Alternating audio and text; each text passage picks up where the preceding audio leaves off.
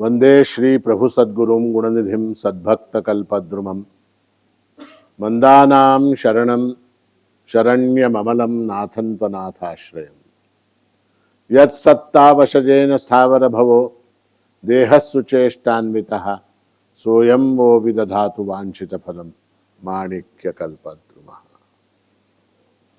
सदाशिवसमारम्भां शङ्कराचार्यमध्यमाम् अस्मदाचार्यपर्यन्तां वंदे गुरु परंपराम्।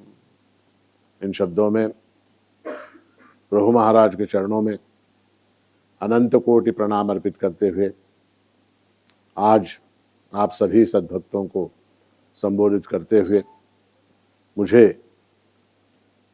प्रसन्नता की अनुभूति हो रही है। वास्तव में आज का ये जो कार्यक्रम है सत्संग का, ये पूर्णिमा के दिन, आश्विन पूर्णिमा के दिन आयोजित होना था, किंतु उस दिन चंद्र ग्रहण होने के कारण ये विचार किया गया कि इस कार्यक्रम को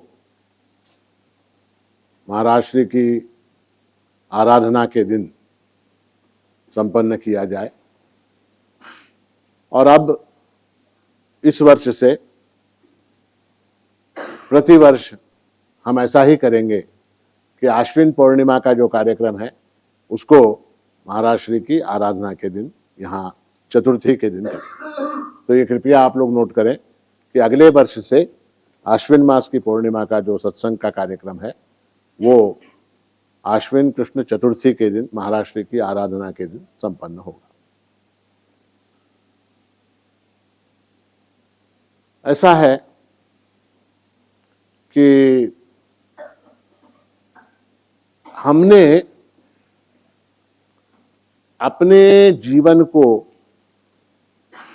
अनेक जटिलताओं में बांध दिया है। जीवन हमारा आजकल जो है वो बहुत ज्यादा कॉम्प्लेक्स हो गया है। कॉम्प्लेक्स मतलब आप समझते हैं, बहुत ज्यादा कंफ्यूजन, बहुत ज्यादा उसके अंदर जटिलता आ गई, दुरूहता आ गई।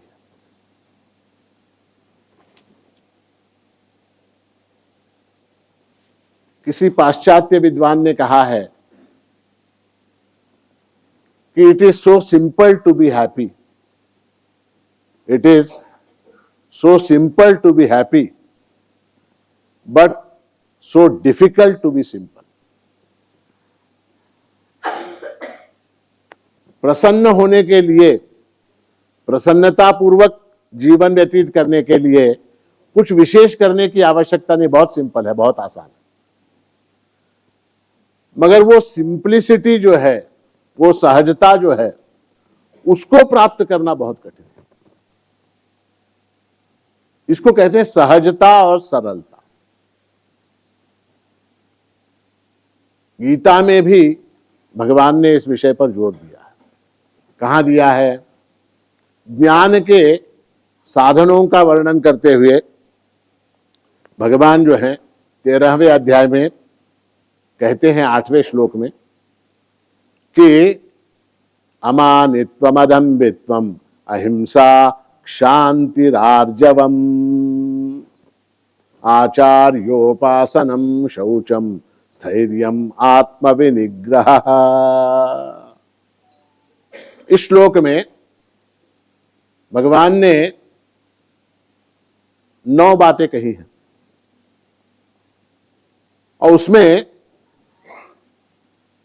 इस श्लोक का संदर्भ ऐसा है कि ज्ञान प्राप्त करने के लिए हमारे अंदर क्या क्वालिटीज होनी चाहिए, हमारे अंदर कौन से गुण होने चाहिए, हमारे अंदर कौन से सद्गुण होने चाहिए। तो वहां बाकी विषयों का विस्तार नहीं करूंगा। मुख्य शब्द आया है आर्जवम। आर्जव, आर्जव शब्द का अर्थ है सरलता, सहजता, रुजुता।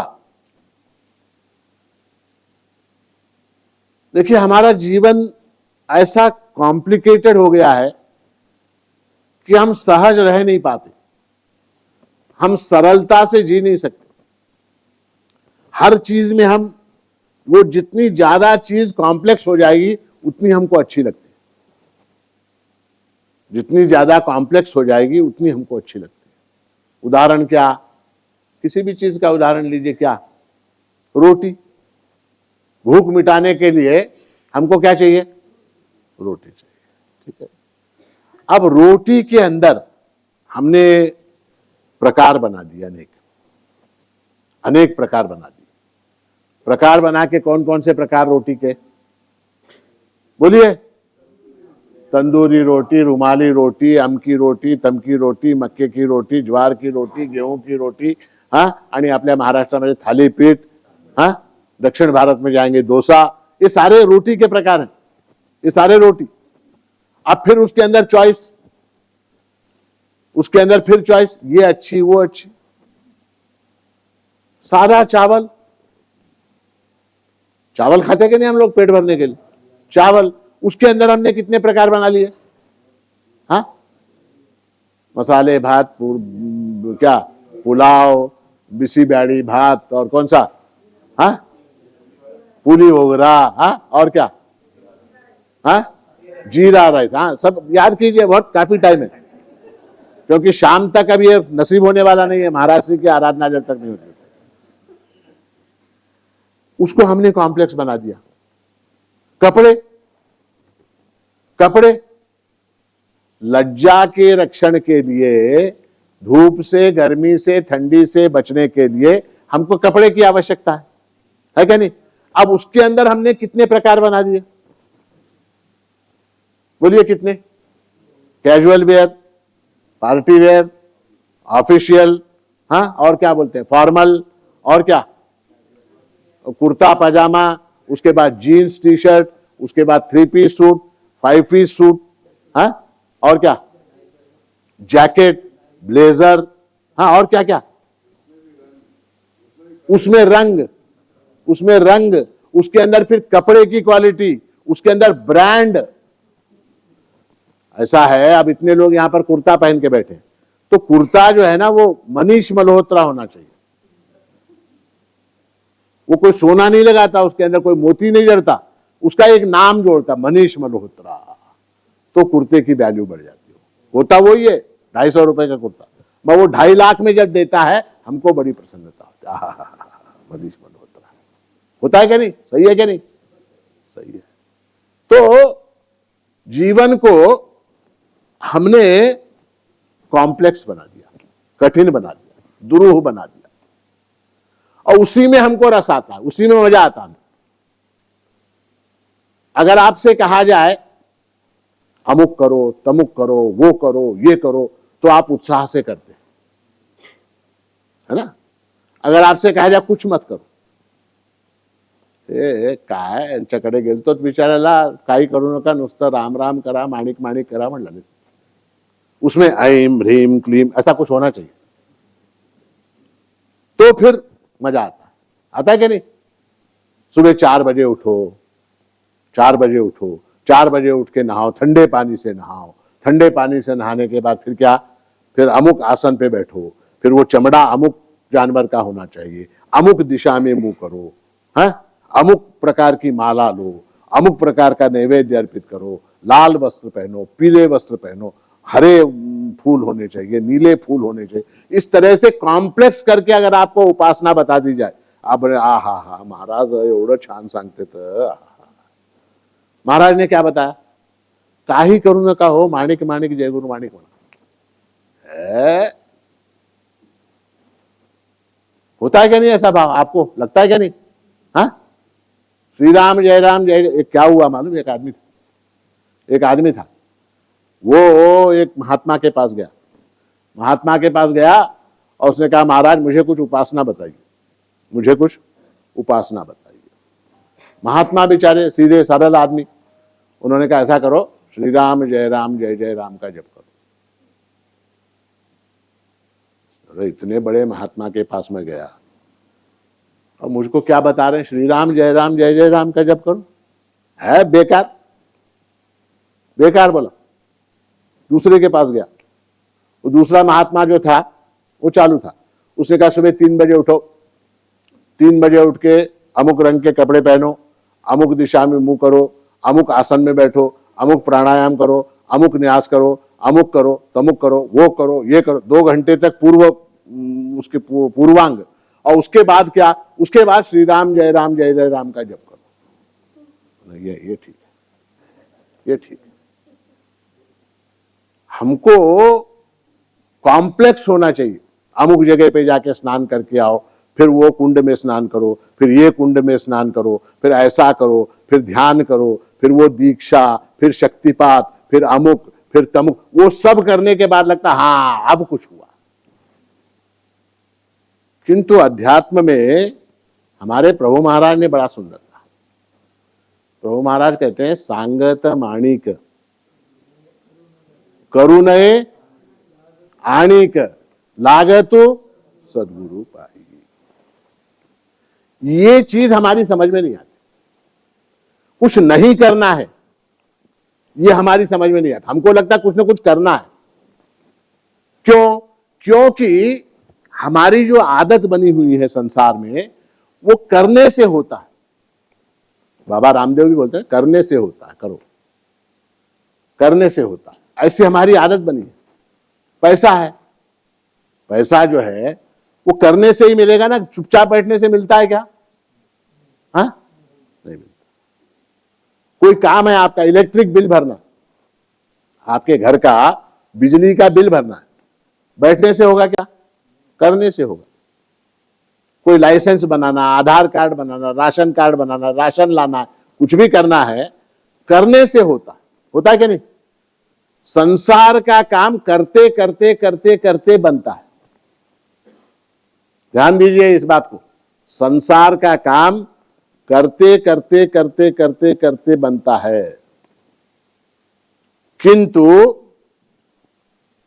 प्रभु जो है, परमात्मा जो है, वो करते करते करते प्राप्त नहीं होता। अगर प्राप्त होना है तो एक क्षण में हो जाएगा, वरना नहीं होगा। ये बड़े महत्व की बात मैं आपको बता रहा हूं। अध्यात्म में आज इतना किया, कल उतना किया, परसों उतना किया, फिर उसके बाद उतना, ऐसे धीरे धीरे धीरे धीरे करते करते करते करते एक दिन जो है हमारा काम बनेगा। ऐसा अगर आप मानते हैं तो आपका भ्रम है, वो आपका भ्रम है। इसलिए अध्यात्म के अंदर कहीं कोई जटिलता नहीं है, कहीं कोई कंफ्यूजन नहीं है, कहीं कोई दुरूहता नहीं है, कहीं कोई कॉम्प्लेक्सिटी नहीं है।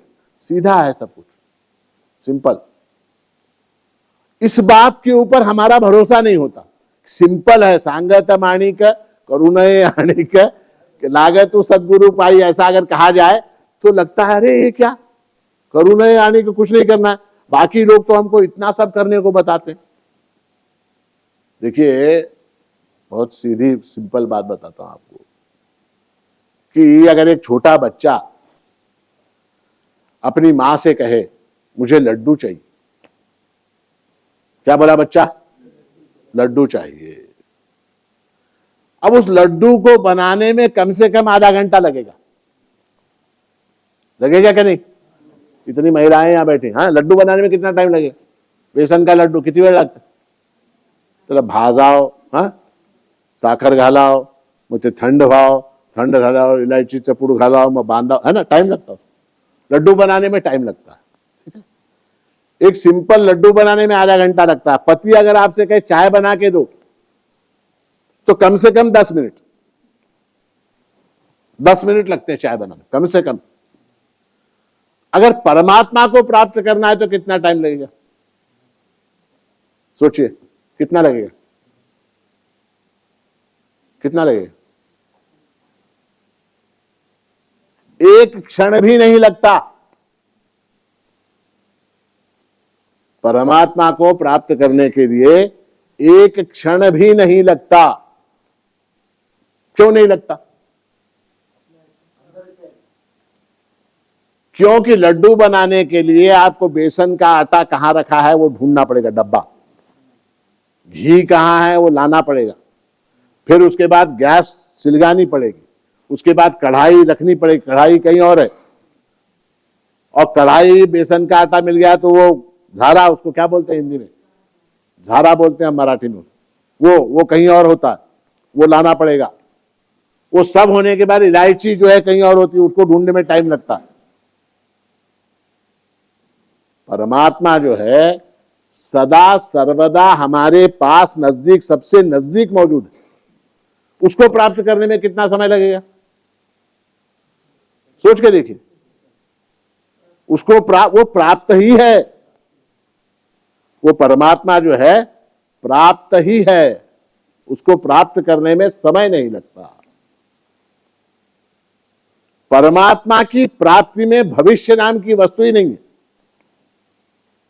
परमात्मा की प्राप्ति में किसी प्रकार का कोई भविष्य नहीं है, वहां केवल वर्तमान है। God is now and here. परमात्मा यहां है, इस समय है। इस बात को हम भूल जाते हैं। संसार के जितने काम हैं, हम क्या समझते हैं, संसार का काम जैसा है वैसा ही परमात्मा को प्राप्त करने का काम भी है। नहीं, वो दोनों अपोजिट है। संसार का काम करते करते करते बनता है। एक आपको डिग्री लेनी है इंजीनियरिंग की, इंजीनियरिंग की डिग्री लेनी है, क्या करना पड़ेगा, कहां से शुरू करना पड़ेगा, पहली, दूसरी, 8वीं, 9वीं, 10वीं, 11वीं, 12वीं, फिर क्या नीट का एग्जामिनेशन, एंट्रेंस एग्जामिनेशन, और उसके बाद क्या, first year, second year, third year, fourth year, fifth year, 5वें साल जो है, ये 12 साल, वो 5 साल, 17 साल पढ़ाई करने के बाद आदमी इंजीनियर बन के निकलता है। 17-18 साल पढ़ने के बाद आदमी वकील बनता है। 20 साल 22 साल पढ़ने के बाद आदमी डॉक्टर बनता है। ठीक है, तो परमात्मा को प्राप्त करने के लिए कितना समय लगेगा, कितना समय लगेगा, एक क्षण भी नहीं लगता। अच्छा, और देखिए मजे की बात क्या है, उसको लोग आसान समझते हैं, इसको मुश्किल समझते हैं। महाराज ते सगळं फार कठीण आहे होते, आम्हाला सांगू नका। काय राम राम म्हणणं कठीण आहे, हा विचित्र बात है। ये संसार बड़ा विचित्र है। राम राम म्हणणं कठिन है, राम राम बोलना कठिन है, हा? और इंजीनियरिंग के फॉर्मूले साइन थीटा, कॉस थीटा, अमुक थीटा, वो बीटा बोलना आसान है, हा? अजीब लोग हैं यहां पर, मेरी समझ में नहीं आता। और एक बात, संसार के जितने काम हैं वो बनने वाले बिगड़ने वाले, बनने वाले बिगड़ने वाले, बनते हैं बिगड़ते हैं, फिर बनाना पड़ता है, फिर बिगड़ते हैं, फिर बनाना पड़ता है, फिर बिगड़ते हैं। परमात्मा प्राप्ति का जो काम है वो बना बनाया है, वो जो है ना बना बनाया काम। अब जैसे किचन का ही उदाहरण लें आप, तो कोई भी एक हाथ चीज बनाने में वो कभी बन गया, नहीं बना तो नहीं बना। उदाहरण क्या, कुछ भी लीजिए, बासुंदी, बासुंदी बना। अब वो बासुंदी बनाना जो है ना वो आसान नहीं है, वो कठिन है। कठिन क्यों है, उसके अंदर दूध के जलने का खतरा है। उसके हमने भंडार खाने में 2-4 बार उत्सव में कोशिश करके देखी बासुंदी बनाने की, वो हर बार कुछ ना कुछ उसके अंदर गड़बड़ हो जाती। उसको चलाते रहना पड़ता दूध को, और चलाने में अगर मिस्टेक हो गई, आंच ज्यादा हो गई, फ्लेम ज्यादा हो गया, तो फिर दूध जल के सत्यानाश, उसमें से दुर्गंध आती है। किंतु देखिए फर्क बता रहा हूं मैं आपको, संसार के काम का और परमात्मा प्राप्ति का। ठीक है, रसगुल्ला है, रसगुल्ला बनाना बड़ा कठिन है, आसानी से नहीं बनता हो, उसका कॉम्बिनेशन वगैरह सब कुछ जमना कठिन है। आप बनाते जाएंगे बिगड़ता जाएगा, फिर बनाएंगे बिगड़ता जाएगा। फर्क ऐसा है, रेडीमेड ला के खाना, दास एंड कंपनी, कलकत्ते में एक कंपनी है, क्या नाम, हाँ केसी दास, किसने बताया, बहुत अच्छे। केसी दास नाम की एक कंपनी, उनको आप फोन कर दीजिए, ऑनलाइन ऑर्डर कर दीजिए, क्या बोलते हैं उसको, rasgulla 1 kilo, with in 48 hours आपके दरवाजे पे डिब्बा पैक बंद रसगुल्ला आ जाएगा।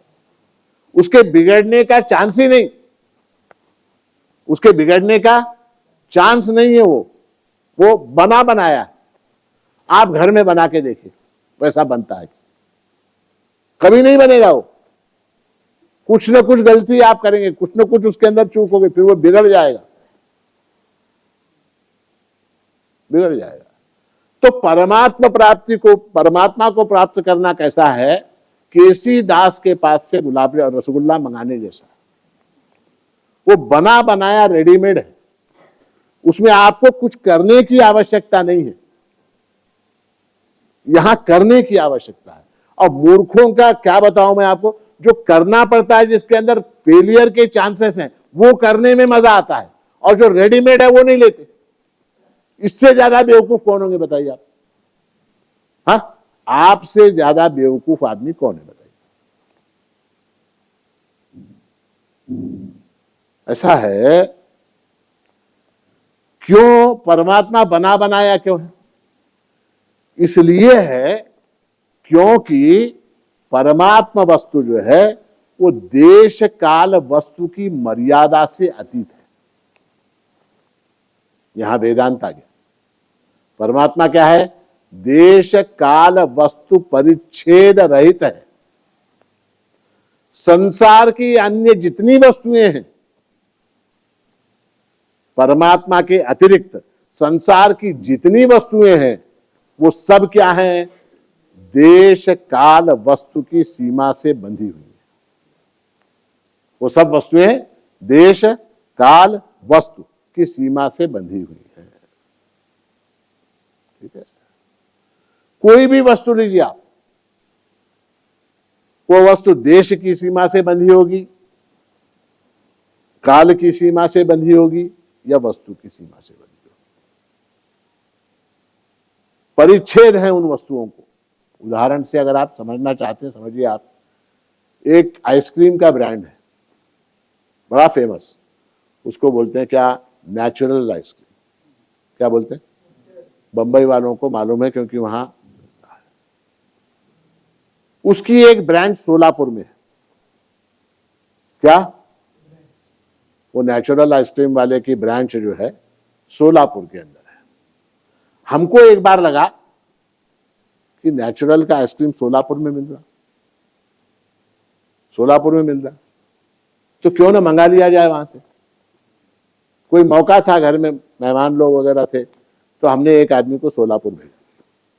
सोलापुर भेज के 2 किलो 3 किलो जो भी मंगाना था आइसक्रीम, नेचुरल आइसक्रीम सोलापुर से मंगाया। वो माणिक नगर आते आते बस में उसका क्या हो गया मालूम है आपको?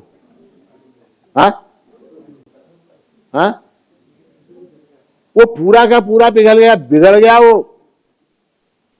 उसको बाद में फिर फ्रिज में रख के गर्म ठंडा करने की कोशिश की, उसको जमाने की कोशिश, अब वो बिगड़ गई सो बिगड़ गई। बनेगी क्या बात? वो क्या हुआ वहां? क्या फर्क पड़ा? देश और काल का फर्क पड़ा, काल का फर्क पड़ा। वो वस्तु वही की वही लेके वही की वही अगर खा लेते, हम अगर सोलापुर जाते खाते तो हमको आनंद आता। हमने बेवकूफी क्या की? आदमी को भेजा सोलापुर 3 किलो आइसक्रीम घेने, वो आया लेके, डिब्बा खोल के देखा, अंदर पूरा हाँ सांबार रसम हो गया उसका। काल की सीमा से बंधी हुई होती, वस्तुएं देश की सीमा से बंधी होती। परमात्मा सोलापुर से यहां तक आते आते पिघल जाएगा क्या? अच्छा, सोलापुर से यहां तक आ सकता है क्या परमात्मा? आप बताइए, परमात्मा सोलापुर से यहां तक आ सकता है क्या? या यहां से हैदराबाद जा सकता है क्या? क्यों नहीं जा सकता? बहुत अच्छे। वो परमात्मा सर्वव्यापक होने के कारण उसको हिलने की जगह नहीं है बेचारे। हम लोग कम से कम हिल सकते, क्यों? इधर जगह खाली है, उधर जगह खाली है, हिल सकते। परमात्मा हिल सकता है क्या? हिल नहीं सकता। वो सर्वव्यापी है और नित्य है, सदा सर्वदा है। इसलिए जो है वो परमात्मा जो है देश काल वस्तु की मर्यादा से बंधा हुआ नहीं है, इसलिए नाउ एंड हियर यहां अवेलेबल है, यहां अवेलेबल है। रामायण में युद्धकांड में एक बहुत ही प्रसिद्ध ऐसा श्लोक है, भगवान का वचन है, भगवान राम का वचन है। क्या वचन है? भगवान कहते हैं, सक्रदेव प्रपन्नाय तवास्मीति च याचते अभयम सर्वभूतेभ्यो ददाम्ये तद्व्रतम मम। युद्धकांड में भगवान ने कहा, सक्रदेव प्रपन्नाय। सकृत कहते एक बार, सकृत यानी एक बार। जो व्यक्ति एक बार मेरी शरण में आ जाता है, बार बार नहीं, बार बार नहीं, एक बार, जो व्यक्ति एक बार मेरी शरण में आ जाता है और क्या कहता है, क्या कहता हूं, तवास्मीति च याचते, तवास्मी इति याचते। तवास्मी यानी क्या? मैं तुम्हारा हूं, मैं तुम्हारा हूं, इस प्रकार से याचना करता। तवास्मी इति याचते अभयम सर्वभूतेभ्यो ददाम्ये तद्व्रतम मम। ऐसे भक्त को सभी भूतों से अभय प्रदान करता हूं मैं। सभी भूतों से यानी क्या? सभी प्राणियों से, सभी मनुष्यों से, हवा से, अग्नि से, वायु से, जल से, पृथ्वी से, सभी भूतों से अभय प्रदान करता हूं। और ददामि एतद् व्रतम मम, ये मेरा व्रत है, ये मैं शपथ पूर्वक कहता हूं। किसने कहा? प्रभु रामचंद्र ने कहा। कहां कहा?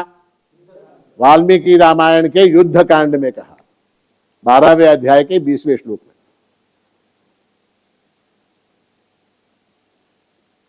तो वहां कहा गया कि सक्रदेव प्रपन्नाय, जो एक बार मेरी शरण में आ जाता, बस एक बार। महाराज जी, अगर ऐसा है, एक बार शरण में जाने की बात है, तो आप जो है वो बार बार शरण में जाने की बात क्यों करते हैं? रोज मंदिर में जाओ, रोज प्रदक्षिणा करो, रोज पारायण करो, रोज जप करो, ये क्यों बोलते हैं? एक बार जाएंगे, खत्म। बार बार क्यों? और हर साल श्रावण मास में, नवरात्रि में, फिर क्या जयंती उत्सव में, वेदांत सप्ताह में, गुरुवार के दिन, शनिवार के दिन, अमुक दिन, तमुक दिन, रामनवमी, कृष्ण जन्माष्टमी, बार बार क्यों भाई? भगवान तो कहते सक्रदेव प्रपन्नाय। उसका कारण ऐसा है कि आप लोग प्रभु के उत्सव में आए कभी? जयंती उत्सव में यहां पर सामने, यहां पर वो एक दुकान होती है, हमारे बचपन में होती थी, अब आजकल तो मैंने देखी नहीं। वो गुब्बारे लगाता है ऐसे, और उसके पास एक बंदूक होती, ठीक है।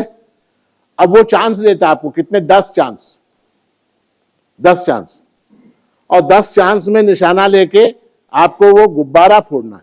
गुब्बारा अगर फोड़ा तो उसके नीचे जो वस्तु रखी होगी आपकी होगी। देखा आपने? अगर देखा है तो हाँ बोलिए, नहीं देखा है तो नहीं बोलिए। इस साल मैं आपको दिखाने का इंतजाम करता हूं। गुब्बारे लगाते हैं, गुब्बारे के नीचे वस्तुएं रखते हैं। क्या? एक वॉच, एक कोई मग, साबुन, कुछ इस तरह, शैम्पू, कोई चीज ऐसे रख देते हैं, ठीक है। अब वो गुब्बारा लगाओ, आपको जो है निशाना लेके गुब्बारा फोड़ना। जिस गुब्बारे को आपने फोड़ा उसके नीचे जो वस्तु होगी वो आपकी होगी, ठीक है। अब वो चांस कितने देता? 10। और 10 चांस के वो रुपए लेता, फिर मुफ्त में नहीं होता, 2 रुपए 5 रुपए कुछ न कुछ लेता हो। यद्यपि आप एक निशाने के अंदर गुब्बारा फोड़ सकते हैं, एक निशाने के अंदर वो गुब्बारा फोड़ के वस्तु को प्राप्त कर सकते हैं। वो 10 चांस देता है, बस 10 चांस देने के बाद भी लोग गुब्बारा नहीं फोड़ पाते। 10 चांस देने के बाद भी गुब्बारा नहीं फूटता, निशाना नहीं लगता, कहीं और ही जाता है, कहीं और ही जाता है निशाना। तो आप 10 बार जाएं चाहे 25 बार जाएं, निशाना एक ही बार में लगता है। वो 11वीं बार में लगेगा क्या, 8वीं बार में लगेगा क्या, चौथी बार में लगेगा क्या, 400वीं बार में लगेगा, 800वीं बार में लगेगा, इस जन्म में लगेगा, अगले जन्म में लगेगा, किसी को नहीं मालूम। तो इसलिए क्या अच्छा है, निशाना लगाते रहो। जब तक गुब्बारा नहीं फूटता तब तक निशाना लगाते रहो। वो निशाना लगता नहीं, इसलिए बार बार जाना पड़ता है, इसलिए बार बार जाना पड़ता है। समझ में आई बात? तो सकृदेव प्रपन्नाय, आगे क्या, तवास्मीति च याचते। ये बड़ा कठिन है। शरण में जाना आसान है, तवास्मि इति याचते ये बड़ा कठिन। मैं तुम्हारा हूं यानी क्या, मैं तुम्हारा हूं यानी क्या होगा, मतलब क्या होगा? जैसे ये चश्मा है, ये चश्मा मेरा है क्या नहीं है? ये चश्मा मेरा है, ठीक है। उसी तरह से मैं ये कहता हूं प्रभु से, मैं तुम्हारा हूं, ठीक है। प्रॉब्लम है उसके अंदर, मैं कोई वस्तु जब मेरी हो जाती है तो मेरा संपूर्ण अधिकार उस वस्तु के ऊपर आ जाता है।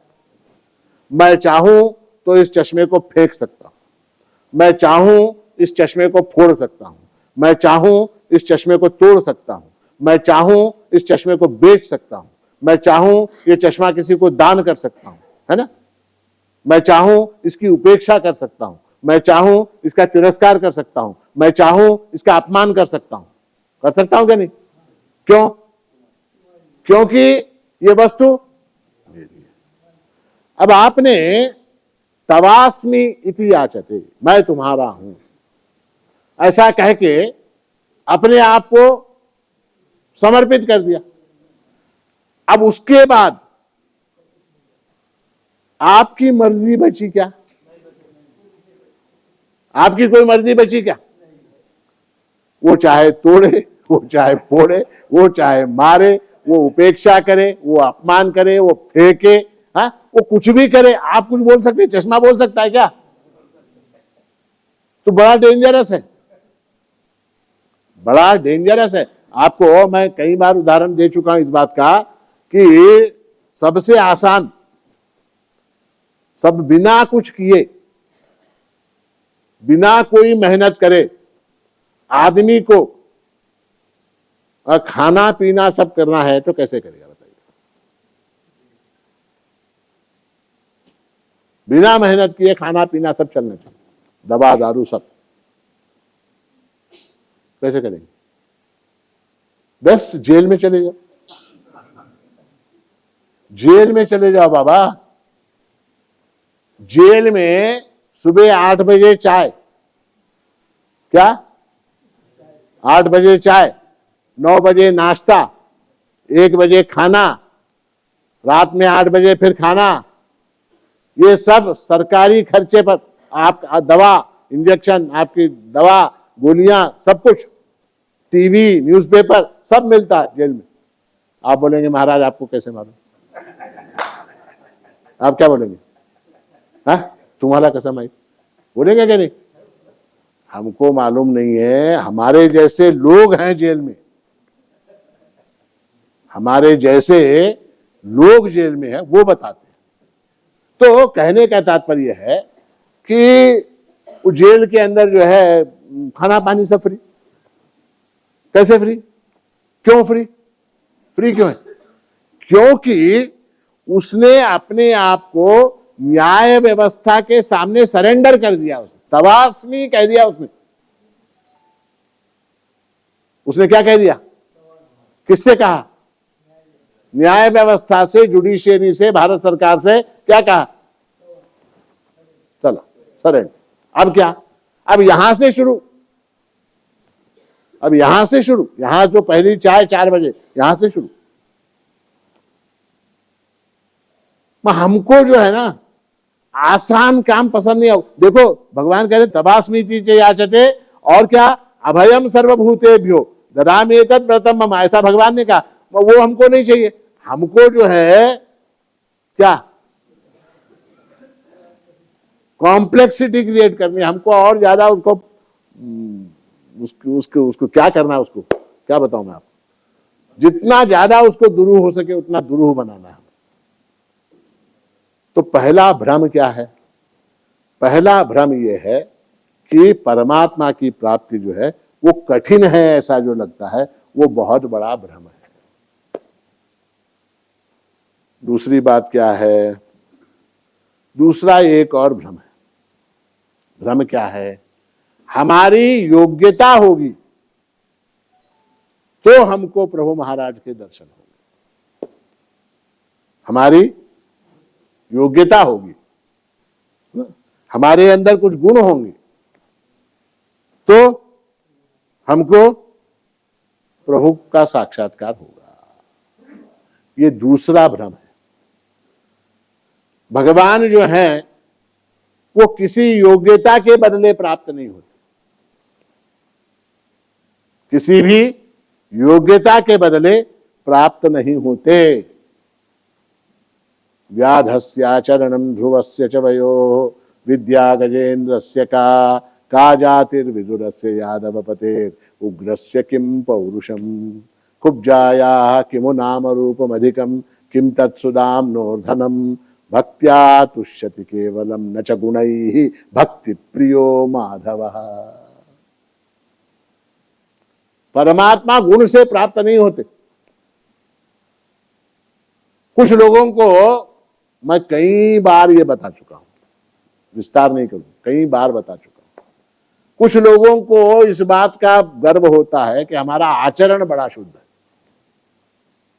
आचरण, 3 बार स्नान करते हैं, 3 बार संध्या वंदन करते हैं, 3 बार भस्म लगाते हैं, और फिर मड़ी मड़ी मड़ी मड़ी करते हैं। आचरण, व्याधस्य आचरणम। व्याध, भागवत में कथा आती है किसकी, व्याध की। वो मांस बेचता था, कसाई था। उसका कौन सा आचरण था? कितनी बार स्नान करता था, कितनी बार भस्म लगाता था, कितनी बार पूजा करता था, उसके ऊपर भगवान प्रसन्न हो। ध्रुवस्य च वयोः। कुछ लोगों को लगता है उम्र के कारण हम इतने सीनियर सिटीजन हैं, हमारे ऊपर भगवान की कृपा होनी चाहिए। ध्रुव की उम्र कितनी थी? 7 साल। विद्या गजेन्द्रस्य का। कुछ लोगों को लगता है विद्या कमाएंगे, पढ़ेंगे बहुत, शास्त्र पढ़ेंगे, डिग्री हासिल करेंगे, यूनिवर्सिटी से पीएचडी लेंगे तो परमात्मा प्राप्त होगा। विद्या गजेन्द्रस्य का। हाथी, हाँ, उसको भगवान ने तत्काल छुड़ाया मगर के मुंह से। गजेंद्र मोक्ष की कथा बहुत प्रसिद्ध है। हाथी के मोक्ष की कथा, मनुष्य अपने मोक्ष के लिए उसका पारायण करता है। गजेंद्र मोक्ष, ये बुद्धिया बुद्धि वाला मनुष्य गजेंद्र मोक्ष की कथा का पारायण जो है अपने मोक्ष के लिए करता है। तो हाथी की विद्या बुद्धि कितनी थी, उसके ऊपर प्रसन्न हो गए। विद्या गजेन्द्रस्य का जातिर्विदुरस्य यादवपतेर् उग्रस्य किं पौरुषम।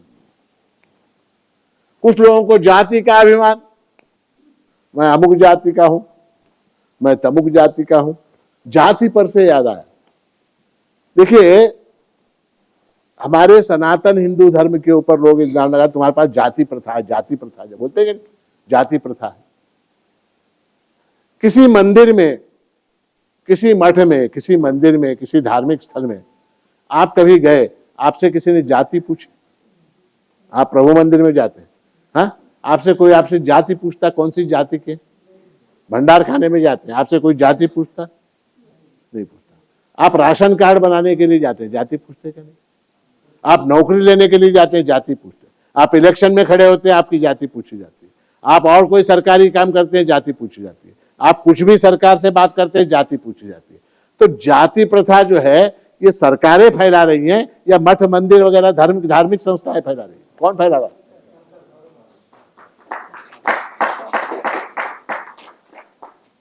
जाति का जातिर्विदुरस्य यादपतेर उग्रस्य किम पौरुषम। विदुर की कौन सी जाति थी? दासी का पुत्र था वो, उसकी कोई जाति थी क्या? कोई जाति नहीं थी। उसके घर प्रसन्न हो गए भगवान, संधि कराने के लिए जब गए तो कहां भोजन किया? दुर्योधनाचा नावडे मेवा विदुर ग्रहा प्रति जाय सखादीन वत्सल पंडरी। तो विदुर के घर गए भोजन करने के लिए। दुर्योधन ने बहुत आग्रह किया, मैंने सब डिनर का इंतजाम किया, आप खाना खा के जाओ। भगवान ने कहा नहीं, पापियों के घर का अन्न नहीं खाता। बोले कहां खाएंगे?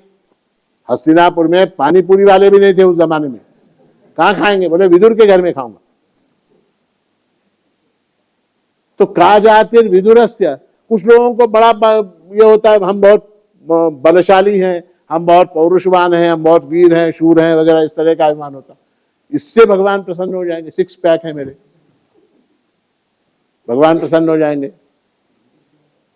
उग्रस्य किम पौरुषम, यादवों का राजा उग्रसेन जो था उसका क्या पौरुष था, उसके ऊपर प्रसन्न हो गए। कुब्जाया किमु नाम रूपम अधिकम, कुछ लोगों को अपने रूप का अभिमान होता, अच्छा रूप रहेगा तो भगवान प्रसन्न होंगे, अच्छा मेकअप करके जाएंगे मंदिर में तो भगवान प्रसन्न हो जाएंगे, अच्छी साड़ी पहन के जाएंगे तो भगवान प्रसन्न होंगे। किब्जाया किमु नाम रूपम अधिकम, भगवान जो है किसके ऊपर प्रसन्न हुए? वो कंस की दासी थी कुब्जा नाम की, वो 8 जगह से टेढ़ी थी, 8 जगह से टेढ़ा मेढ़ा उसका शरीर था, उसके ऊपर प्रसन्न हो गए, उससे प्रेम करने लगे भगवान। किम तत्सुदाम नोर्धनम, लोगों को लगता धन से भगवान प्रसन्न होंगे, तो धन से भी प्रसन्न नहीं होते। क्यों? क्योंकि सुदामा के ऊपर प्रसन्न हुए, उसके पास क्या था? भक्त्या तुष्यति केवलम न च गुणैः भक्ति प्रियो माधव। भगवान किससे प्रसन्न होते हैं? गुण से नहीं होते, गुण से नहीं होते। किससे प्रसन्न होते हैं? भक्ति से प्रसन्न होते हैं। और एक महत्व की बात आपको बताता हूं, हमको ऐसा लगता है कि हम अपनी साधना के बल पर, अपनी उपासना के बल पर प्रभु को प्राप्त कर सकते हैं। जैसे मेरे पास अगर 20,000 रुपए हैं तो मैं क्या एक मोबाइल फोन खरीद सकता हूं? 25,000 हो तो एक मोबाइल फोन खरीद, पैसे के बल पर मैं कोई वस्तु खरीद सकता हूं। उसी तरह से मैं अपनी साधना के बल पर, अपनी उपासना के बल पर प्रभु को प्राप्त कर सकता हूं, खरीद सकता हूं प्रभु। ऐसा भी भ्रम है लोगों के मन में। देखिए ये बहुत बड़ा अपराध है। क्या है? एक मार्केट का फार्मूला आपको बताता हूं। मार्केट का फार्मूला यह है कि जो वस्तु मार्केट में जिस रेट से बेची जाती है, ध्यान से सुनिए, मैं बता रहा हूं, कोई दूसरा नहीं बताएगा आप। मार्केट में जो वस्तु जिस रेट से बेची जाती है, उस वस्तु का वास्तविक मूल्य उस रेट से कम होता है। समझ में आई बात? समझ में आई? जैसे उदाहरण उदाहरण पकड़ लीजिए आप, क्रोसिन की गोली कितने में आती मार्केट में? एमआरपी कितने में आती? 5 रुपए पकड़ लीजिए, 5 रुपए। 5 रुपए में क्रोसिन की गोली बाजार में आती है। अगर 5 रुपए में क्रोसिन की गोली आती है तो उसका वास्तविक मूल्य 1 रुपए से भी कम होता, तभी वो 5 रुपए में बेचता, वरना क्यों बेचेगा? आपको मालूम है, वो एक बहुत 20-25 साल पहले एक स्टडी आया था। आपका जो कॉलगेट पेस्ट होता है ना, कॉलगेट पेस्ट, उस कॉलगेट पेस्ट के अंदर जो ट्यूब के अंदर पेस्ट होती है, ठीक है, 25-30 साल पहले की बात बता रहा हूं आपको, तो उस समय उसका मूल्यांकन किया गया था, 30 पैसे की होती थी। 30 पैसे की पेस्ट उस ट्यूब के अंदर भर के वो 30 रुपए के अंदर बेचते। आप लोगों ने लेस खाए, लेस कुरकुरे, हाँ, बाजार में? उसके अंदर क्या होता है? हाँ, इतना बड़ा पैकेट होता है वो लेस का। हाँ, अंदर क्या होता है? हवा, हवा होती है उसके अंदर से। तो वस्तु की जो मार्केट प्राइस होती है, एमआरपी जिसको कहते हैं, मैक्सिमम रिटेल प्राइस, उस एमआरपी से वस्तु का जो वास्तविक मूल्य, वैल्यू जो होती है, वो कम होती है। ठीक है? आप अगर परमात्मा को प्राप्त करने के लिए उसकी एमआरपी लगाएंगे, क्या मैं 1 करोड़ जप करूंगा, क्या करूंगा? 1 करोड़ जप, 1000 चरितामृत के पारायण, ऐसा आपने एमआरपी लगा ली प्रभु की। प्रभु की एमआरपी कितनी? 1 करोड़ जप। तो आपने क्या किया? प्रभु की कीमत को 1 करोड़ से कम कर दिया। समझ में बात? जो वस्तु 1 करोड़ से भी कम की है, उसके लिए आपने 1 करोड़ जप किया। और दूसरा अपराध क्या हो गया? प्रभु की कीमत आपने कम की, उसके मूल्य को आपने कम किया। समझ में आ रही बात आपको? तो ये समझना कि अमुक योग्यता के बल पर, अमुक साधना के बल पर, अमुक ध्यान के बल पर, अमुक तमुक करके मैं प्रभु को प्राप्त कर लूंगा, ये होना नहीं है, होगा नहीं, इम्पॉसिबल है, ये इम्पॉसिबल है। प्रभु को प्राप्त करने का सबसे आसान तरीका अगर कोई है, वो क्या है? ना हम वेदैर न तपसा न दानेन न चैज्यया शक्य एवं विधो द्रष्टुम द्रष्टवानसि माम यथा, ऐसा भगवान ने भगवद गीता में कहा है। वेद से मैं प्राप्त नहीं होता, वेद के अध्ययन अध्यापन से मैं प्राप्त नहीं होता, न तपसा, तप करने से भी प्राप्त नहीं होता, न दाने, न दान करने से भी प्राप्त नहीं होता, यज्ञ याग इत्यादि करने से भी प्राप्त नहीं होता।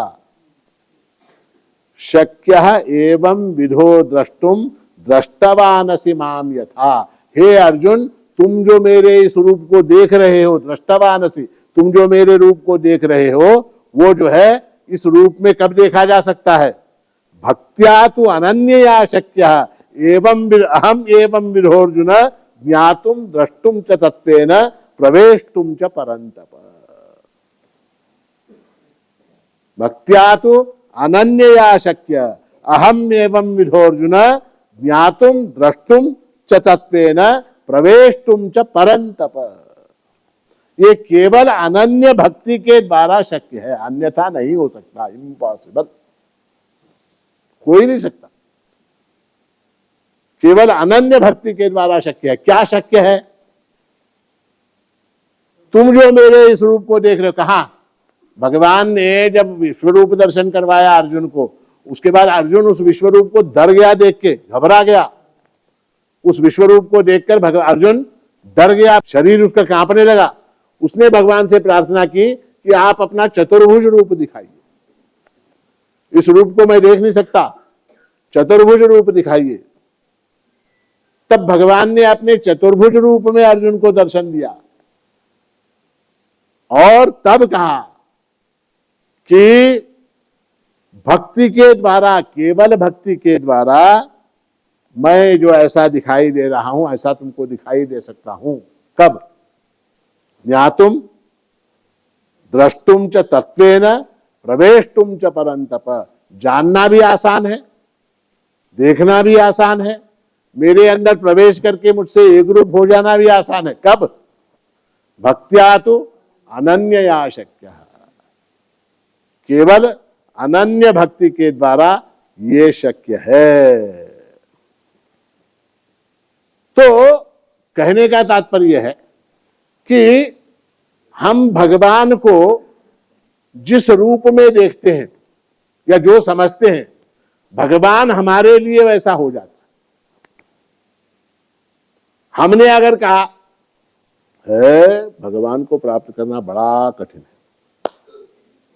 तो क्या हो जाएगा, वो कठिन हो जाएगा। अगर हमने कहा कि भगवान को प्राप्त करना सरल है, आसान है, तो फिर जो है वो भगवान सरलता से प्राप्त होते हैं। महाभारत का प्रसंग है, आप लोगों को मालूम है, सबको बताने की आवश्यकता नहीं है। द्रौपदी जो है वो संकट में थी। कब? जब दुशासन उसके वस्त्र खींच रहा था, उस समय द्रौपदी अत्यंत कष्ट में थी, लज्जा का प्रश्न था। और जब उसके वस्त्र खींचे जा रहे थे तो द्रौपदी जो है अपनी तरफ से सारा प्रयत्न करके देख रही थी। मैं उसके सामने, उसके प्रयत्नों के सामने वो दुशासन बड़ा बलवान था वो। तो द्रौपदी के सारे प्रयत्न फेल हो गए, वस्त्र खींच रहा। उस समय द्रौपदी ने दोनों हाथ अपने उठा दिए, भगवान की शरण हुई, और क्या कहा द्रौपदी ने? गोविंद द्वारका वासिन कृष्ण गोपी जन प्रिय कौरवई परिभूता माम किम न जानासि केशव। गोविंद द्वारका वासिन, क्या कहा? द्वारका वासिन कहा। तो कहते हैं कि बाद में परमात्मा प्रकट हुए, द्रौपदी की लज्जा की रक्षा की वगैरह वो सब हुआ। तो बाद में जब द्रौपदी की भगवान से मुलाकात हुई, भेंट हुई, उस समय